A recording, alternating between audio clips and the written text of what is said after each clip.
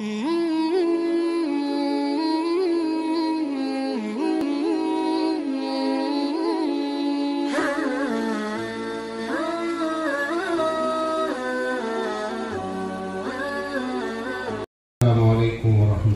वबरकातुहू। अल्हम्दुलिल्लाहि रब्बिल आलमीन वल आक़िबतु लिल मुत्तक़ीन वस्सलातु वस्सलामु अला रसूलिहिल करीम। अम्मा बाद, क़ाल अन्नबिय्यु सल्लल्लाहु अलैहि वसल्लम अल मुस्लिम मन सलिम अन्नास मिन लिसानिही व यदिही वल मोमिन मन आमनहु अन्नास अला दिमाइहिम व अम्वालिहिम। रवाहुन निसाई। मोहतरम उलमाए किराम, बागलकोट के मुअद्दिस सामीन व सामियात, मुझसे कहा गया कि आप 45 मिनट बात कीजिएगा। हम इंशाअल्लाह 45 मिनट बात करेंगे। इस उन्वान पर मुझसे बात करने के लिए कहा गया है वो 2 है, लेकिन दूसरा उन्वान मुश्किल है कि मैं बात कर पाऊं। हम पहले उन्वान पे बात करेंगे कि नबी अकरम का पैगाम अमन, इस पर इंशाअल्लाह गुफ्तगू करेंगे। अगर वक्त रहा तो इन्नका लअला खुल्क़िन अज़ीम पर भी गुफ्तगू करेंगे। आपको ये बात बतौर तहदीस नेमत के बताना चाहता हूँ कि मैं दुनिया का वाहिद आदमी हूँ जिसने सीरत रसूल पर 300 घंटे बात किया है। तो मेरे लिए 40-45 मिनट सीरत पर बोलना एक बड़ा चैलेंज होता है। बहरहाल, क्योंकि मैं वक्त का सख्त पाबंद आदमी हूँ और मैं अपने वक्त पर अपनी बात पूरी करूँगा। बातें ऐसे करना चाहते हैं कि आप कहीं उठे बैठें, क्योंकि माहौल इतना ख़राब है कि अगर आप इन हमारी बातों को पॉइंट वाइज नोट करेंगे तो कहीं भी गैरों के साथ भी बैठेंगे तो आप मुदल्लल गुफ्तगू कर पाएंगे। तो ये तकरीर ऐसी नहीं है कि आप इसको मोबाइल भी सुनते रहें और इधर उधर भी दिमाग लगाएं और तकरीर भी समझ जाएं। ये सारी बातें एक साथ नहीं हो पाएंगी। आप एक एक बात, एक एक पॉइंट हम बयान करेंगे। हम अल्लाह रब्बुल इज़्ज़त से दुआ करते हैं कि अल्लाह ताला हमें सही बात कहने की और आपको सही बात समझने की तौफीक अता फरमाए। देखें, ये जो टॉपिक है, ये जो उन्वान है कि नबी करीम सल्लल्लाहु अलैहि वसल्लम का पैगाम अमन। अगर ये बात हमको मालूम हो जाए कि अमन को डिस्टर्ब करने वाली क्या चीजें हैं और उस पर इस्लाम की बुनियादी पॉलिसी हबीब मुस्तफ़ा के जरिए क्या बताई गई है, तो आपको सही अंदाजा हो जाएगा कि अगर बदअमनी को कंट्रोल किया जाएगा तो खुद ब खुद अमन कायम हो जाएगा। जैसे एक आदमी को सर्दी हो गई है क्योंकि उसने ठंडा इस्तेमाल किया है, आइसक्रीम खा रहा है। डॉक्टर के पास जा करके अगर वो कहता है कि मुझे सर्दी है, नज़ला है, तो डॉक्टर पूछता है कैसे हुआ? बोलता साहब मैं आइसक्रीम खाया। बोलेगा पहले आइसक्रीम बंद कर दो तो इंशाअल्लाह आपकी सर्दी क्या हो जाएगी, ठीक हो जाएगी। ऐसे ही किसी भी चीज को कंट्रोल करने के 2 फार्मूले होते हैं। एक होता है नेगेटिव अंदाज में कंट्रोल करना, यानी उसका जो मनफी पहलू है उस पर नजर रखी जाए, और दूसरा तरीका ये होता है कि कुछ ऐसी पॉलिसी मुस्बत बयान की जाए, बनाई जाए कि जिससे अमन कायम हो सके। हम दोनों बातें करेंगे। तो सबसे पहले कि बुनियादी तौर पर अगर हमको ये मालूम हो जाए कि अमन बिगड़ता कैसे है, अमन गारत कैसे कैसे होता है, और उसके बारे में हमारे हबीब मुस्तफ़ा सरकार दो आलम सल्लल्लाहु अलैहि वसल्लम ने हमारी کیا رہنمائی اور ہم کو کیا گائیڈ لائن دیا ہے. دیکھیں سب سے پہلے دنیا میں امن غارت ہوتا ہے جب عوام کے درمیان میں انصاف نہ کیا جائے تو آٹومیٹک طور پر امن کیا ہوتا ہے؟ غارت ہو جاتا ہے. آج بھی پوری دنیا میں آپ کے بھارت میں کیوں امن غارت ہے؟ کیونکہ ہر ایک کے ساتھ الگ الگ برتاؤ ہو رہا ہے، انصاف نہیں ہو رہا ہے. اگر انصاف ہو تو امن قائم ہو. ایک آدمی کہتا ہے کہ صاحب اس دیش میں فلاں دھرم چلنا چاہیے، دوسرا آدمی بھی کہتا ہے نہیں صاحب فلاں دھرم چلنا چاہیے. ایک کو جیل میں ڈال دیا جاتا ہے، دوسرے کو جیل میں نہیں ڈالا جاتا، بات دونوں ایک ہی کر رہے ہیں. تو جب انصاف ختم ہوتا ہے تب نتیجہ کیا نکلتا ہے؟ بدامنی ہوتی ہے. اب دیکھیے اسلام، پوری بات میں نہیں کر رہا، تو صرف ایک ٹاپک پر بولوں گا تو 45 منٹ، صرف پوائنٹ بتاتا ہوں. حبیب مصطفیٰ صلی اللہ علیہ وسلم کے سامنے ایک لڑکی جس کا نام فاطمہ تھا، یہ فاطمہ نبی کی بیٹی نہیں، دوسری لڑکی تھی. انہوں نے چوری کر لیا، چوری ثابت ہو گئی. اللہ کے رسول نے قرآن کے مطابق حکم دے دیا کہ اس کا ہاتھ کاٹ دیا جائے. ایک صاحب آئے ریکویسٹ لے کر کے کہ بہت بڑے گھر کی لڑکی ہے، آپ اس کو معاف کر دیں، جو فائن لگانا ہے لگا دیں لیکن معاف کر دیں. ہوتا یہی رہا ہے کہ بڑوں کے ساتھ ایک معاملہ ہوتا ہے، چھوٹوں کے ساتھ ایک معاملہ ہوتا ہے. حبیب مصطفیٰ نے پالیسی بیان فرما دیا کہ لو کانت فاطمہ بنت محمد سرقت لقطعت یدہا، کہ اگر میری بیٹی فاطمہ بھی چوری کی ہوتی تو انصاف کے ساتھ تو اس کا بھی ہاتھ کاٹ دیتا. اس چیز کو حبیب مصطفیٰ نے ہم کو بھی سکھلایا اور امت کو قیامت تک کے لیے تعلیم دی. نتیجہ یہ نکلا کہ وہی مکہ جہاں پر کوئی بھی محفوظ نہیں تھا، ایک وقت ایسا آیا کہ یمن کی راجدھانی سے صنعا سے ایک عورت اکیلے نکلتی ہے اور اللہ کے رسول صلی اللہ علیہ وسلم نے فرمایا کہ ایسا امن قائم ہوگا کہ صنعا سے نکلے گی اور اکیلے آ کر کے حج اور عمرہ کرے گی اور راستے میں کوئی بھی آدمی اس کو ڈسٹرب کرنے والا نہیں ہوگا. یہ امن ایسے قائم ہوا. کیوں؟ کیونکہ انصاف برتا گیا. حبیب مصطفیٰ نے فرمایا کہ جو آدمی ظلم کرتا ہے، ایک چھوٹی سی مثال دے کر فرمایا آپ نے کہ اگر ایک بارش زمین کسی نے کسی کی قبضہ کیا ہے تو قیامت میں وہ زمین کا پورا حصہ اس کے سر پہ لادا جائے گا. اور اگلا ایک ٹکڑا ہے کہ نہ فرض نماز قبول ہوتی ہے، نماز نہیں، نہ فرض کوئی چیز قبول ہوتی ہے اور نہ نفل کوئی چیز قبول ہوتی ہے اگر آپ نے کسی پر ظلم ڈھایا ہے. اس کا نتیجہ کیا نکلا؟ ایک صاحب نے کھیت بیچا، صحابی نے دوسرے کو کھیت بیچا. وہ کھیتی کر رہے تھے کہ کھیت میں سے سونے کا ڈلا نکل آیا.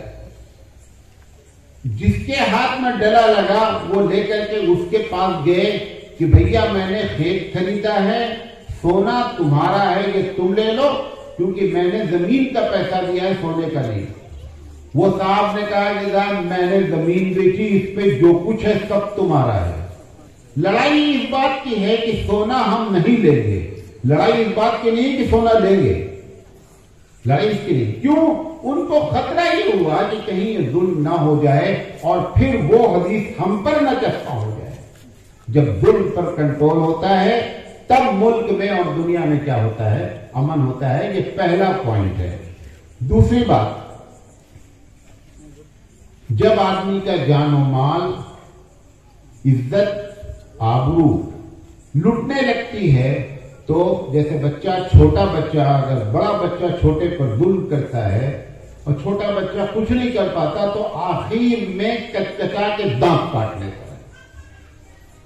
کیوں؟ وہ سمجھ رہا ہے کہ میں اس سے ہاتھ پیر میں جیت نہیں سکتا ہوں، لہذا اس کو جہاں ملتا ہے وہ دانت کاٹ لیتا ہے. جب جان مال محفوظ نہیں رہتی تو آدمی آخر میں تشدد پر اتر آتا ہے کہ ہماری بہن کی عزت ٹوٹ گئی، ہمارے گھر میں آگ لگا دی گئی، اب ہم زندہ ہی رہ کے کیا کریں گے؟ لہذا آتنکواد جو دنیا میں پھیل رہا ہے، پچھلے 20 سال سے میں لگاتار اس پر نوٹس لے رہا ہوں، ایک سیمینار دنیا میں اس ٹاپک پر نہیں ہوا ہے کہ آتنکواد کیوں پھیل رہا ہے۔ صرف اس پر بات ہو رہی ہے آتنکواد برا ہے، آتنکوادیوں کے خلاف یہ سب تو کچھ ہو رہا، صحیح ہو رہا، ٹھیک ہے، لیکن ایک سیمینار عالمی سطح کا یہ تو ہونا چاہیے کہ بھئی جس علاقے میں آتنکواد پھیل رہا ہے اس کی وجہ تو آپ معلوم کریں، کہیں ایسا تو نہیں کہ اس کی جان اور اس کی مال اور اس کی عزت محفوظ نہیں، لہذا وہ آتنکوادی بن گیا ہے۔ حبیب مصطفیٰ صلی اللہ علیہ وسلم نے بھی قرآن کریم میں بھی کہا کہ دیکھو اگر کسی نے کسی کو قتل کر دیا، آپ نے فرمایا کہ ایک کو اگر قتل کیا قتل الناس جمیعا تو اس نے انسانیت کا مرڈر کیا۔ یہ یہودی لوگ آج بھی توریت میں لکھا ہوا ہے، جو کہ انہوں نے خود لکھ رکھا ہے توریت کے نام پر، کہ اگر یہودی کو مارا، غور سے سنیے گا جملے کو، اگر یہودی کو مارا کسی نے تو انسانیت کو مارا، اور اگر انسان کو مار دیا تو ایک کو مارا۔ ہمارے یہاں لکھا ہے کہ کسی کو بھی مارا قتل الناس جمیعا تو آپ نے انسانیت کا مرڈر کیا۔ یہ تربیت کر کے اللہ کے رسول صلی اللہ علیہ وسلم نے اتنا، آج بھی پوری دنیا میں اگر ایک ایک ملک کا نکالا جائے تو ہر منٹ پہ 20 سے 25 منیمم مرڈر ہوتے ہیں۔ وہی سعودی، وہی عرب دنیا، کیونکہ ان کو معلوم ہے کہ قتل کتنا برا ہے، یہاں جتنا سال بھر میں ایک دن میں مرڈر ہوتا ہے اتنا ساری عرب دنیا میں مل کر پورے سال میں نہیں ہوتا ہے۔ تو جب آدمی کی جان مال محفوظ نہیں ہوگا تو بدامنی ہوگی۔ حبیب مصطفیٰ کے طریقے پر آنے سے ہی بدامنی ختم ہونی ہے۔ یہ بات کسی کی بدھی میں گھسے یا نہ گھسے، اللہ کے رسول صلی اللہ علیہ وسلم فرمائے ان دماءکم واموالکم حرام علیکم کحرمت یومکم ھذا فی بلدکم ھذا فی شہرکم ھذا، کہ لوگوں تمہارا مال، ایک حدیث میں عزتکم کا لفظ آیا ہے کہ تمہاری عزت، تمہارا مال اتنا محترم ہے جیسے شہر مکہ محترم ہے۔ تو جب یہ پالیسی بیان کی گئی تب دنیا میں کیا ہوا؟ امن قائم ہوا۔ اس حبیب مصطفیٰ کی پالیسی لوگوں نے چھوڑا، جھیل رہے ہیں اور جھیلیں گے، یہ بھی آپ کو بتا دیں۔ ایسا نہیں ہے کہ کنٹرول ہو جائے۔ ریپ پر، زنا پر اتنا مشکل ترین قانون پوری دنیا بنائی ہے، 1% بھی زنا پر دنیا کا کنٹرول نہیں ہے۔ وجہ کیا ہے معلوم؟ طریقے حبیب مصطفیٰ سے ہٹ کر جو بنایا گیا ہے اس پہ کنٹرول ہوتا نہیں ہے، اور حبیب مصطفیٰ جب کوئی چیز بتاتے ہیں تو وہ گائیڈڈ بائی اللہ ہوتے ہیں، لہذا وہ چیز کامیاب ہوتی ہے۔ انسان جب بناتا ہے تو دھوکہ کھاتا ہے، کھاتا رہے گا۔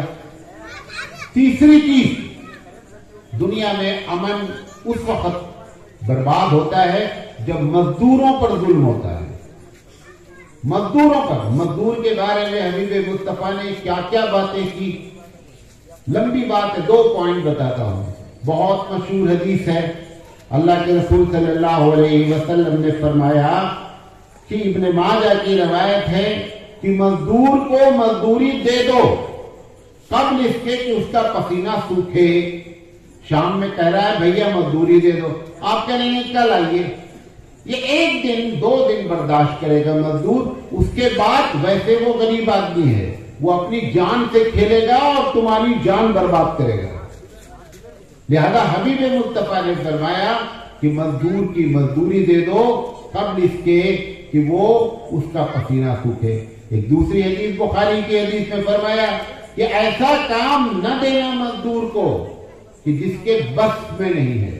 مثال کے طور پر ایک بڑا سا پتھر ہے، آپ بولے بھیا ہم تو آپ کو مزدور رکھیں، پتھر اٹھاؤ، اب نہیں اٹھ رہا ہے تو آپ نے فرمایا کہ دوسرا مسئلے کا حل یہ کہ آپ بھی اس میں ہاتھ لگا دیجئے، وہ پتھر اٹھانے میں آپ بھی ہاتھ لگا، اور جب ججمان ہاتھ لگا دیتا ہے تو مزدور کی طاقت 10 گنا بڑھ جاتی ہے. وہ یہ سمجھتا ہے کہ دیکھیں میری مدد کرنے کے لیے میرا ججمان آ گیا. حبیب مصطفیٰ کے گھر میں کبھی کبھی مہمان آتے تھے، باورچی کھانا پکاتے تھے، بھیگی لکڑی ہوتی تھی کچی جسے آپ کہتے ہیں، وہ پھونک پھونک کے اس کا بیچارے کی آنکھ سرخ ہو جاتی تھی. اللہ کے رسول صلی اللہ علیہ وسلم جب دیکھتے کہ آج اس نے بڑی محنت سے پکایا ہے تو سید الانبیاء اپنے دسترخوان پر بٹھا کر کے اس کو کھلاتے. وہ جتنی اس کو تکلیف ہوئی رہتی وہ 1 منٹ میں کیا ہوتی، ختم ہو جاتی. آج ہماری عادت کیا ہے، ہم ہائی وے پہ چلتے ہیں، ڈرائیور صاحب ایک ٹیبل پر بیٹھیں گے، مولانا صاحب دوسرے ٹیبل پر بیٹھیں گے، چائے دونوں کی ایک ہوگی لیکن ٹیبل الگ ہوگی. یہ حبیب مصطفیٰ کا طریقہ نہیں ہے. اس سے امن دنیا میں قائم نہیں ہو سکتا ہے. مزدوروں کے ساتھ پیار اور محبت، اگر مزدور پر ظلم ہوتا ہے تو بھی دنیا میں امن قائم نہیں ہوتا. مذہبی نفرت جب پھیلائی جاتی ہے، آج بھی آپ کے دیش میں کیوں نفرت، کیوں ماحول خراب ہے؟ کیونکہ مذہبی نفرت کی باتیں کی جا رہی ہیں. اللہ نے قرآن میں کیا کہا؟ حالانکہ قرآن آپ کو معلوم ہے کہ شرک سے سخت ترین نفرت، جیسے کوئی غلاظت ہو جو ہر آدمی کو ناپسند ہے، ایسے ہی مومن اور مسلمان کو شرک جو ہے وہ غلاظت سے بھی بدترین چیز ہے. اللہ تعالی رحمان ہے، رحیم ہے، بڑا رحم فرماتا ہے. وہ کہتا ہے کہ ان اللہ لا یغفر ان یشرک بہ ویغفر ما دون ذلک، کہ میں شرک کرنے والے کو معاف نہیں کروں گا. کون کہہ رہا ہے؟ جو رحمان ہے، جو رحیم ہے. اس رحمان اور رحیم نے قرآن میں آیت نازل کی، غور سے سنیے، کہ کسی طریقے سے مذہبی نفرت اگر پھیلے گی تو دیش میں اور دنیا میں ہمیشہ بدامنی کا ماحول ہو جائے گا. قرآن کہتا ہے کہ وَلَا تَسَبُّوا الَّذِينَ يَدْعُونَ مِن دُونِ اللَّهِ، کیا ہے لوگوں جو اللہ کے علاوہ دوسروں کی عبادت کرتے ہیں. مومن سے کہا جا رہا ہے کہ ان کو کبھی گالی نہیں دینا. کس کو؟ جس کو قرآن باطل جانتا ہے. ہمارا عقیدہ ہے کہ شرک حرام ہے، اس کے بارے میں کہہ رہا ہے کہ جو اللہ کے علاوہ دوسروں کی پوجا پاٹ کرتے ہیں کبھی بھی ان کو گالی نہیں دینا. کیوں؟ جب تم ان کو گالی دو گے تو نفرت کا ماحول بنے گا. جب نفرت کا ماحول بنے گا تو بدامنی پیدا ہوتی ہے. بدامنی کو کنٹرول کرنے کے لیے کتنی بڑی کمپرمائز ہے یہ اسلام میں کہ آپ غیر اللہ کو بھی گالی نہیں دیں. بدامنی اگر کوئی پھیلاتا ہے سزا رکھی کیا؟ بہت کم کرائم میں اسلام نے قتل کی سزا رکھی ہے. جیسے کسی نے کسی کو قتل کر دیا تو اس کی سزا قتل ہے. اگر کوئی آدمی بدامنی پھیلاتا ہے اور فساد پھیلاتا ہے دنیا میں، اس کی سزا قرآن مجید کیا کہتا ہے؟ وَيَسْعَوْنَ فِي الْأَرْضِ فَسَادًا أَن يَقْتُلُوا، کہ اگر دنیا میں کوئی بدامنی اور فساد پھیلاتا ہے تو اس کی سزا ہے کہ اس کو قتل کر دیا جائے. کیوں؟ کیونکہ اگر بدامنی پھیلے گی اور ایسے ان کو ڈھیل دیا جائے. کیوں بدامنی پھیل رہی ہے؟ ایک آدمی کبھی ہمارے نبی کو گالی دے رہا ہے، کوئی نوٹس لینے والا نہیں. کل تک ہم کو گالی دیتے تھے، چلو ہم نے نوٹس لے لیا. اب تم ہمارے نبی کو گالی دے رہے ہو قرآن کے بارے میں. نتیجہ کیا ہے کہ ایک نفرت کا ماحول جو پیدا کیا جا رہا ہے. وہ سزائیں جو ہمارے سنویدھان میں لکھی ہوئی ہیں وہ سزائیں بھی لاگو کر دی جائیں تو لوگوں کی ہمت نہیں ہوگی کہ وہ کسی بھی مذہبی پیشوا اور رہنما پر وہ اس طریقے سے اپنی زبان کھولے. تو یہ نبی کریم صلی اللہ علیہ وسلم جو پیغام لے کر کے آئے امن کا، کہ بدامنی پھیلانے کی ایک وجہ یہ ہوتی ہے کہ بندہ جو ہے وہ فساد فی الارض کا جب کام کرے گا اس لیے قرآن نے اتنی سخت سزا متعین کر کے اس بدامنی کو کنٹرول کرنے کی کوشش کی کہ دنیا میں امن قائم رہے۔ چھٹی چیز، جب آدمی کے پاس روٹی کپڑا اور مکان نہیں ہوتا تب وہ بدامنی پھیلاتا ہے دنیا میں۔ دیکھیں اسلام نے کس کس طریقے سے روٹی کپڑا اور مکان کا جگاڑ کیا ہے۔ سب سے پہلے یہ زکوٰۃ کیوں رکھی گئی ہے؟ زکوٰۃ کا اصل مصرف یہ ہے کہ جن لوگوں کے پاس روٹی کپڑا اور مکان نہیں ہے ان کا انتظام کیا جائے، کیونکہ اگر ان کا انتظام نہیں کیا جائے گا تو یہ غریب کیا کرے گا؟ دنیا میں بدامنی پھیلائے گا، نمبر 1۔ نمبر 2، اگر کوئی آدمی قسم کھا لیا، قسم توڑ دیا، قسم کا ایک کفارہ یہ ہے کہ آپ 10 مسکین کو کھانا کھلا دیں تاکہ مسکین کا جگاڑ ہوتا رہنا چاہیے۔ حالانکہ قسم کا کفارہ یہ ہونا چاہیے تھا کہ میں نے اللہ سے قسم کھائی ہے، اللہ سے توبہ کر لیں، ہمارا کفارہ ہو جائے۔ اللہ نے ایسا نہیں کیا، کہا ہمارے بندوں کو کھانا کھلاؤ گے تب اس کا کفارہ ادا ہوگا۔ روزہ کسی نے توڑ دیا جان بوجھ کر کے، تو ایک بتایا گیا کہ 60 روزہ رکھ لو۔ اچھا جو ایک نہیں رکھ پائے وہ 60 رکھ پائے گا؟ جو ایک نہیں رکھ پایا ہے، ایک روزے میں اس نے غلطی کی اور 60 اس کے اوپر آ گیا ہے، یہ تو متقی لوگوں کے لیے کہا گیا کہ دیکھیں تو اس کے اندر دم کے طرح 60 رکھ لے، رکھنے والے رکھ لیتے ہوں کہ ہمیں تو آپ تو کوئی ملا نہیں ہے۔ اللہ نے اس کا الٹرنیٹ بیان کیا، کہا کہ اگر 60 روزہ نہیں رکھ سکتے ہو تو ہمارے 60 غریب مسکینوں کو کھانا کھلا دو، تاکہ یہ روٹی کپڑا اور مکان کا مسئلہ حل ہونا چاہیے۔ وہاں پر ایک ہی چیز ہونی چاہیے کہ دیکھا جائے، روزہ توڑا، روزہ کا کفارہ روزہ رکھ۔ یہ عقل میں آتی ہے بات کہ روزہ توڑا آپ نے، روزہ کا کفارہ روزہ رکھ لیجیے، نہیں، بندوں کو، اس کے غریب بندوں کو کھلا دو گے تو بھی تمہارا کفارہ مان لیا جائے گا۔ کسی نے زہار کر دیا، زہار کا مطلب یہ ہوتا ہے کہ بیوی کو بولا کہ تو میری ماں ہے، اس کو زہار کہتے ہیں۔ سب مسئلہ ہے، میں اشارہ کر رہا ہوں۔ زہار میں بھی یہ ہے کہ اگر زہار تم نے توڑا اور یہ بولا ہے تو اس کو توڑنا ہی توڑنا پڑے گا، لہذا تم کیا کرو، 60 مسکین کو کھانا کھلا دو اور مسئلے کو حل کر لو۔ پھر مسکین کو لے کر کے آئے۔ یہ جو مسکینوں کے کھلانے کا قسم کا کفارہ، روزے کا کفارہ، زہار کا کفارہ، کسی کو قتل کر دیا انجانے میں اس میں کفارہ، یہ سارے کفارے بتا رہے ہیں کہ روٹی کپڑا اور مکان کا مسئلہ اسلام نے اس انداز میں حل کیا زکوٰۃ کے علاوہ۔ اور اس کے علاوہ کیا کہا؟ حدیث میں آتا ہے، آپ نے سنا ہوگا کہ قیامت میں اللہ تعالیٰ کہے گا میں بہت بھوکا تھا، آپ نے مجھے کھانا نہیں کھلایا۔ آپ دیکھیں بندے کی بھوک کو اللہ اپنی بھوک بول رہا ہے کہ میں بھوکا تھا، حالانکہ وہ اللہ ہے۔ بندہ کہے گا قیامت میں آپ اللہ ہیں، آپ کہاں کھاتے ہیں؟ کہا اگر میرے بندے کو کھلاتے تو مجھے کھلاتے۔ یہ روٹی کپڑا اور مکان کا مسئلہ حل کرنے کے لیے اتنی بڑی بات پروردگار عالم نے اپنے کو بھوکا قرار دے دیا، حالانکہ اس کو بھوک نہیں لگتی، لیکن اس نے اپنے آپ کو بھوکا قرار دیا کہ دنیا میں اگر روٹی کپڑا اور مکان کا مسئلہ حل نہیں ہوگا، نتیجہ یہ نکلے گا کہ دنیا میں بدامنی پھیلے گی۔ پھر اسی طریقے سے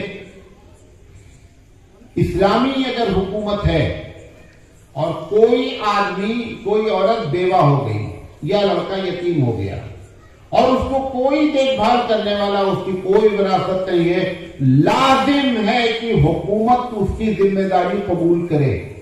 آپ کو معلوم ہے بات، حضرت عمر رضی اللہ تعالیٰ عنہ کے زمانے میں جب بچہ پیدا ہوتا تھا اسی وقت سے اس کا وظیفہ دیا جاتا تھا جب تک کہ وہ محنت کرنے کے لائق نہیں ہو جاتا تھا۔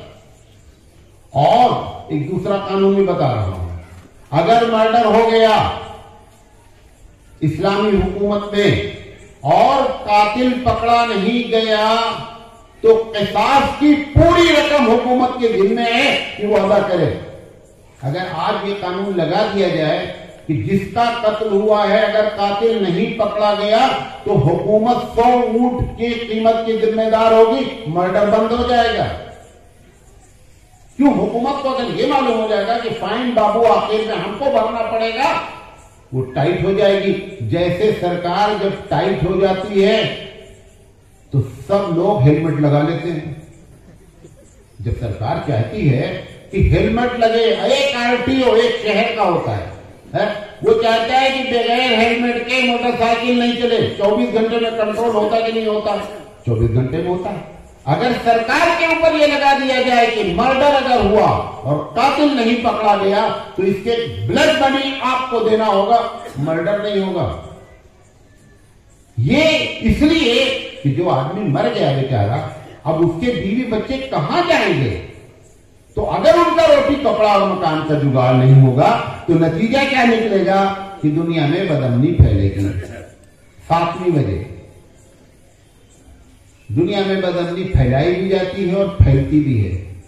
کیا کیا جاتا ہے؟ علاقائی لڑائی کرائی جاتی ہے کہ یہ مہاراشٹر والے ہیں، یہ کرناٹک والے ہیں، یہ کر کے لڑائی کریں۔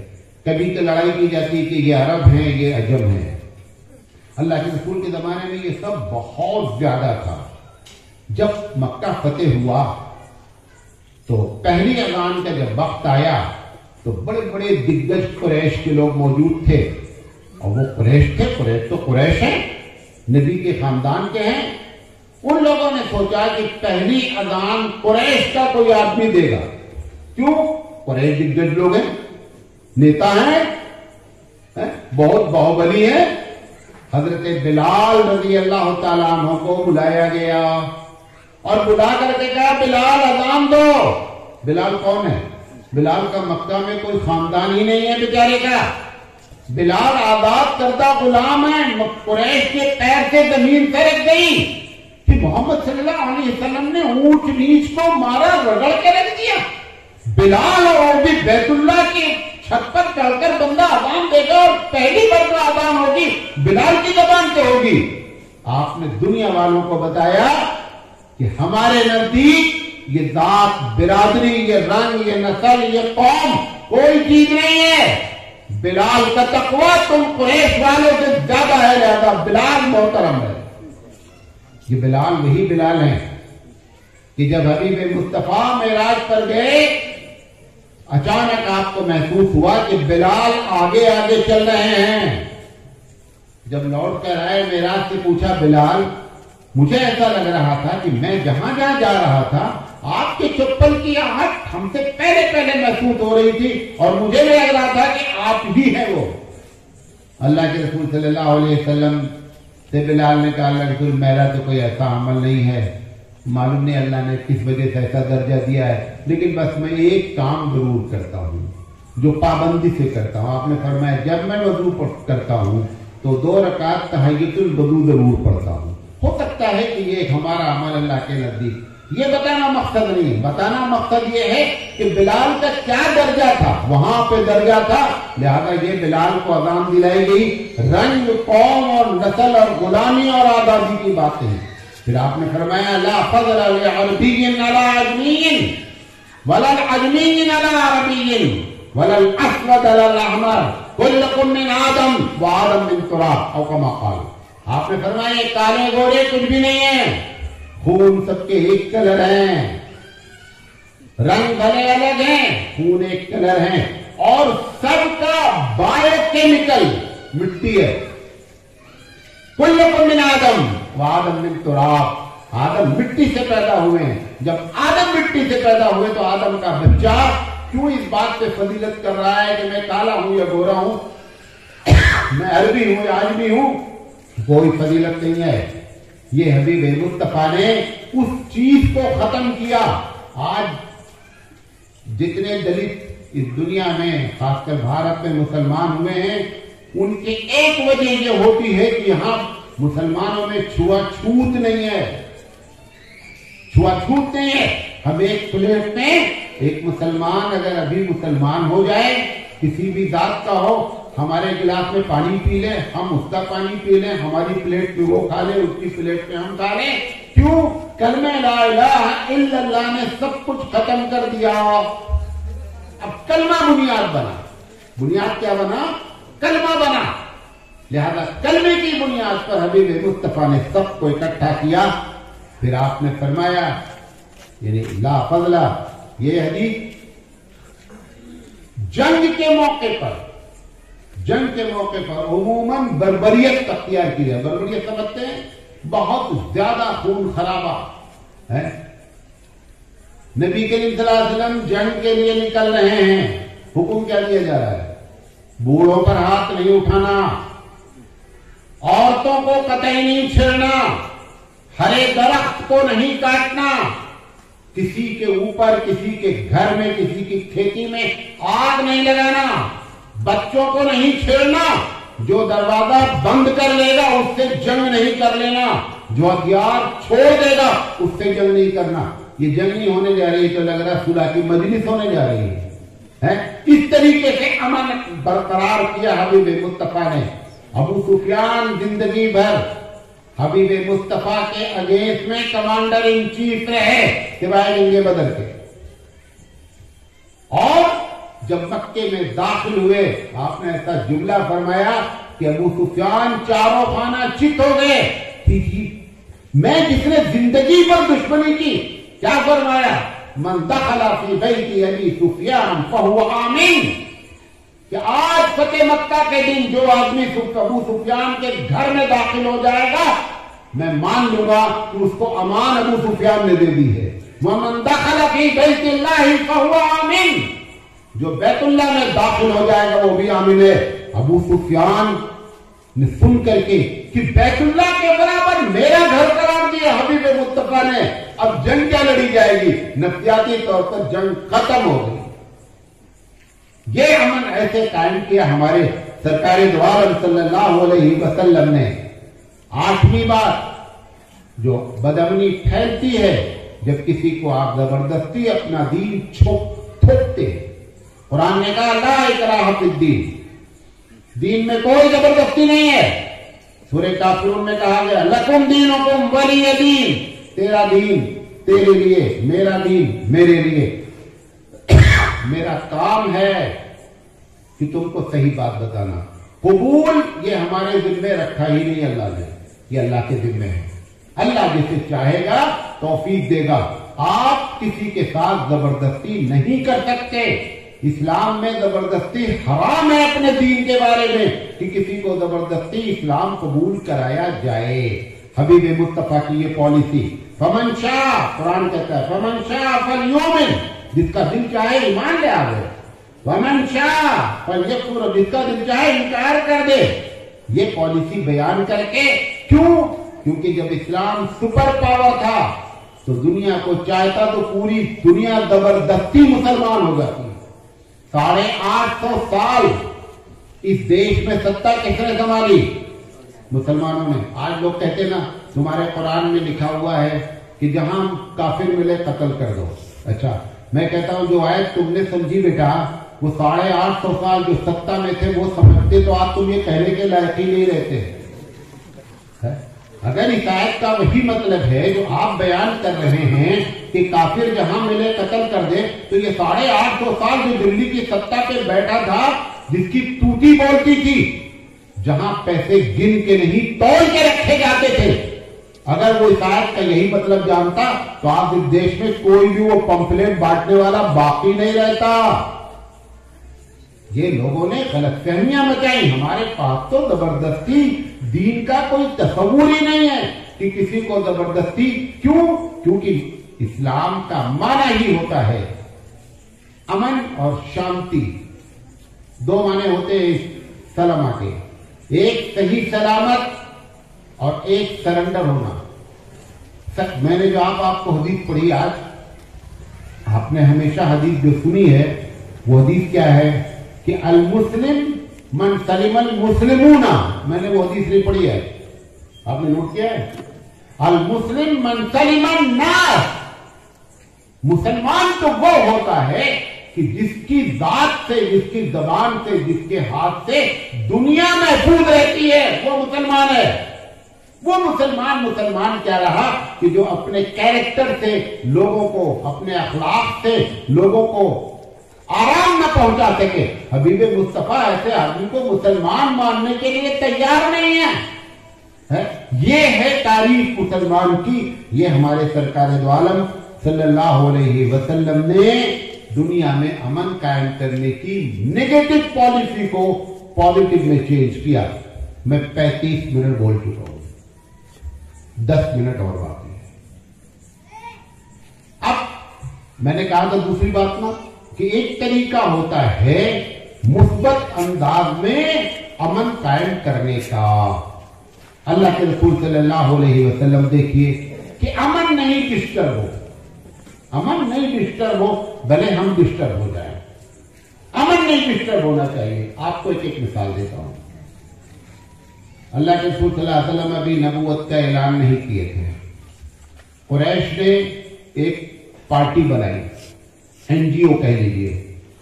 ان کا مقصد یہ تھا کہ کسی پر ظلم اگر ہوگا تو ہم یہ نوجوان 10-20 لوگ مل کر کے اس ظالم سے جا کر کے ظلم کو روکیں گے۔ اللہ کے رسول نے کہا کہ میں بھی ممبر بننا چاہتا ہوں۔ ابھی نبوت کا اعلان نہیں ہے، نبوت سے پہلے کی بات بتا رہا ہوں۔ کہا میں بھی اس کا ممبر بننا چاہتا ہوں۔ اور نبوت کے بعد بھی آپ نے فرمایا کہ ایسی کوئی کمیٹی اگر کہیں تشکیل پائے گی تو میں پہلے شخص ہوں گا جو اس کا ممبر بنوں۔ کیوں؟ کیونکہ میرا مقصد ہی یہی ہے کہ دنیا میں ظلم نہیں ہونا چاہیے۔ نمبر 2، اللہ کے رسول صلی اللہ علیہ وسلم جب صلح حدیبیہ کا معاملہ ہوا، ٹھیک ٹھاک مسلمان عمرہ کرنے آپ کے ساتھ گئے۔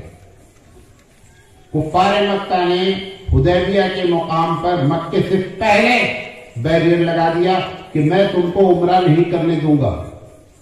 صحابہ بھی جوش میں تھے اور ایمان کی طاقت اپنی جگہ، ویسے طاقت اپنی جگہ، ایمان کی طاقت خود 10 گنا زیادہ ہوتی ہے۔ انہوں نے کہا اللہ کے رسول اگر یہ عمرہ کا نہیں کرنے دینا چاہتے نا تو ہم آپ دیکھ لیتے ہیں کہ کتنا دم ان کے اندر ہے۔ حبیب مصطفیٰ نے دیکھا کہ امن بگڑ جائے گا۔ آپ نے ریکویسٹ کیا قریش سے کہ کیا پرابلم ہے؟ کعبہ تمہارے باپ کا نہیں ہے، کعبہ اللہ کا گھر ہے، ہم بھی اللہ کے بندے ہیں، تم بھی اللہ کے بندے ہو، تم بھی عمرہ کرتے ہو، ہم بھی عمرہ کریں گے۔ انہوں نے کہا وہ سب تقریر نہیں چاہیے، میں تم کو عمرہ نہیں کرنے دوں گا۔ اللہ کے رسول صلی اللہ علیہ وسلم نے بہت سمجھایا۔ انہوں نے کہا اگر عمرہ کرنا ہی چاہتے ہو تو ہماری کچھ شرطیں ہیں، وہ شرط آپ مانیں گے تب عمرہ کرنے دیں گے، اور وہ بھی اس سال نہیں، کمنگ ایئر، آنے والے سال میں۔ اللہ کے رسول کا مقصد تھا امن بھنگ نہیں ہونا۔ انہوں نے کہا میری پہلی شرط یہ ہے کہ آپ اگلی سال آئیں گے۔ صحابہ بھی پھر گئے۔ اللہ کے رسول کس چیز میں ہم ڈر رہے ہیں؟ ہم تو ان کو بھول لیں گے، آپ اجازت دیجئے۔ یہ تو بسم اللہ الرحمن الرحیم کے برابر بھی نہیں ہے۔ اللہ کے رسول صلی اللہ علیہ وسلم نے کہا شانتی اختیار کرو۔ ابو بکر صدیق رضی اللہ تعالیٰ عنہ نے سمجھایا صحابہ سے کہ بتاؤ کہ نبی جو کچھ کر رہے ہیں یہ گائیڈڈ بائی اللہ ہیں یا نہیں ہیں؟ کہا ہیں۔ کہا بس سب لوگ شانت رہو، جو اللہ کے رسول کر رہے ہیں کرنے دو۔ اور اللہ کے رسول کے سامنے صرف ایک بات تھی کہ امن برقرار رہنا چاہیے۔ انہوں نے پہلی شرط رکھی، آپ نے کہا اوکے۔ انہوں نے کہا دوسری شرط، کہا وہ کیا ہے؟ کہا کہ 15 سال ایک روایت پہ، بعد میں 10 سال، 10 سال تک تم اور ہم آپس میں جنگ نہیں کریں گے۔ حبیب مصطفیٰ نے کہا اس سے بہتر کیا بات ہو سکتی؟ اوکے، کیونکہ ہمارا تو مقصد ہی کیا ہے؟ امن، اور تم کہہ رہے جنگ نہیں کریں گے، ایک دم صحیح ہے، ہم جنگ نہیں کریں گے۔ تیسری شرط انہوں نے رکھی کہ اگر ہمارے بندے ایمان لائے اور مدینہ گئے تو فوراً مدینہ سے مکہ بھیجنا ہے۔ کہا ٹھیک ہے بھیا بھیج دیں گے۔ کہا تمہارا بندہ اگر کافر ہو کر کے یا کسی وجہ سے مکہ آیا تو ہم قطعی جانے نہیں دیں گے. کہا ٹھیک ہے بھیا نہ جانے دینا. اب بتائیے کوئی صلح ہو گئی ہے؟ کوئی ہونا چاہیے تھا کہ ہمارا بندہ آئے گا تو تم واپس کر دینا, تمہارا بندہ آئے گا تو ہم واپس کر دیں گے. کہہ رہے تمہارا بندہ آئے گا تو ہم واپس نہیں کریں گے, اور ہمارا بندہ تمہارے پاس جائے گا تو تم کو واپس کرنا ہے. آپ نے فرمایا اوکے بھائی یہ بھی صحیح ہے. اب صحابہ کا پارا اور گھوم رہا کہ کون سی یہ شرط ہوتی ہے؟ بھائی شرط میں تو کچھ لے دے کچھ دے والی بات ہوتی, یہ کیسی شرط چل رہی ہے؟ پھر شرط جب لکھی جانے لگی یہ اور بات ہو رہی ہے. تو حضرت علی سے کہا لکھو بھیا. حضرت علی نے لکھا من محمد رسول اللہ. جیسے لکھا انہوں نے کہا آپ نے رسول اللہ کیوں لکھا؟ آپ لکھے محمد بن عبداللہ. ہم اگر رسول اللہ مان لیں تو جھٹ یہ لفڑا کہیں کو, یہ تو لفڑا ہی رسول اللہ کا ہے جو اللہ کی جانب سے متعین کردہ رسول ہے, کوئی خود سے رسول نہیں ہو. رب ذوالجلال کی جانب سے وہ رسول ہیں. آپ نے امن کو برقرار رکھنے کے لیے کہا علی رسول اللہ کاٹ دو. علی نے کہا میں نہیں کاٹوں گا, میں رسول مانتا ہوں, میں کیوں کاٹوں؟ میرے کاٹنے کا مطلب یہ ہے کہ میں تو رسول اللہ کو کاٹنے چھوٹی موٹی بات ہے, ہمارا ایمان نہیں بولتا میں نہیں کاٹوں گا. آج تم نے کیا کیا؟ ابھی 12 ربیع الاول میں کیک پر محمد لکھا اور اس کے اوپر چاقو چلایا. شرم کرو مسلمانوں, تھوڑی سی عقل سے کام لو. حضرت علی قلم سے کاٹنے کے لیے تیار نہیں, تم محمد کو, وہ تو رسول کی بات تھی, محمد تو اس سے بڑی شخصیت ہے, اس پر تم نے چاقو چلایا اور کہہ رہے ہو کہ ہم عاشقان رسول ہیں. کون سا عشق ہے؟ کیا جواب دیں گے خدا کے یہاں؟ حضرت علی رضی اللہ تعالیٰ عنہ کو سمجھایا, نہیں مانے. حضرت علی نے کہا اچھا بتا دو لکھا کہاں ہے؟ کہاں یہاں لکھا ہے؟ حضرت نبی کریم صلی اللہ علیہ وسلم نے قلم پکڑا اور اپنے ہاتھ سے رسول اللہ کاٹا کہ کسی طرح صلح ہو جائے, امن رہے وہ برقرار رہے. دیکھیے حبیب مصطفیٰ کی مثبت پالیسی کہ کسی طرح امن برقرار رہے. جب مدینہ پہنچے, آخری باتیں کر رہا ہوں, جب مدینہ پہنچے تو یہودی تو پہلے سے پلاننگ میں تھے. اللہ کے رسول صلی اللہ علیہ وسلم نے اس قوم سے معاہدہ کیا جس کے بارے میں بعد میں فرمایا کہ خالف الیہود والنصارى, کہ یہودیوں اور نصرانیوں کی مخالفت کرو. لیکن مدینہ پہنچ کر امن مقصد تھا. آپ نے ان لوگوں کے ساتھ بیٹھ کر کے جو پہلا کام کیا مدینے میں مسجد نبوی کی بنیاد ڈالی, اور ان لوگوں کو بلا کر کے جو ہے وہ ایسا معاہدہ کیا کہ جس میں غیر شامل تھے, اور آپ نے کہا ٹھیک ہے یہ معاہدہ ہم کو منظور ہے. کیوں؟ کیونکہ کسی طریقے سے جو ہے وہ امن کو جو ہے وہ نہ چھیڑا جائے. یہ نبی کریم صلی اللہ علیہ وسلم کی بہت سی باتیں ہیں, تو میں نے اس میں سے مین آپ کے سامنے نقل کیا. اس رسول کے بارے میں یہ کہا جائے کہ ان کی تعلیمات میں امن نہیں ہے. حقیقت میں ایک آدمی نے جس نے زندگی بھر کالا چشمہ لگایا ہے, اس کو ساری دنیا کالی نظر آتی ہے. ایک مرتبہ وہ چشمہ اتار دے آپ, اور اس کے بعد کہو بھیا اب دیکھو کیسا لگ رہا ہے, تب اسے پتا چلے گا سورج کسے کہتے ہیں اور روشنی کسے کہتے ہیں. یہ تعصب کا چشمہ لگا کر کے حبیب مصطفیٰ کی تعلیم جب کوئی دیکھتا ہے تو اسے کچھ نظر نہیں آتا. 2 منٹ باقی ہے, ایک بات اور بتا دیتا ہوں اخلاق رسول پر. اخلاق رسول تو بیان ہی نہیں کر سکتے, تھوڑی دیر میں کسوٹی بیان کر دیتے ہیں. کسوٹی سمجھتے ہیں کہ اس کی بنیاد پر آپ اندازہ کریں کہ حبیب مصطفیٰ کے اخلاق کیسے تھے. دنیا میں 3 آدمی کسی کو اچھا نہیں بولتے جلدی سے. ایک بیوی, میں بہت بڑا بزرگ ہوں, ہمیں چلا تو آپ بولتے ہٹو ہٹو, اور بیوی ہم کو ہٹاتی ہے. دوسرا اس کا دوست, اور تیسرا گھر کا نوکر. یہ 3 آدمی جلدی سے کسی کو بزرگ ماننے کے لیے تیار نہیں ہوتے ہیں. حبیب مصطفیٰ کے ساتھ حسن اتفاق ہے, माइकल हॉर्ट ने जो किताब लिखी दुनिया के 100 बड़े आदमी, उससे जब इंटरव्यू लिया गया कि तुमने नबी को नंबर 1 पे क्यों रखा, तो उसने जुमला कहा कि no one is the hero of his home. कोई आदमी अपने घर का बुजुर्ग नहीं होता, लेकिन ये वो शख्सियत है कि मैं मजबूर हूं क्रिश्चियन हूं, लेकिन 100 दुनिया के बड़े आदमी में टॉप पर रखने की वजह यह है नंबर 1 पे खदीजा ईमान लाई। अगर आपके अखलाक में कोई बात होती, खदीजा बाद में ईमान लाती। अबू बकर लंगोटी जार थे, वो बाद में ईमान लाते। हजरत ज़ैद घर में काम करते थे, वो बाद में ईमान लाते। इन तीनों का ईमान इस बात पे दलालत करता है कि इन्नका लअला खुल्क़िन अज़ीम, कि आप अखलाक की चोटी पर फायद है। वाक़िअ दवाना अनिल हम्दुलिल्लाहि रब्बिल आलमीन।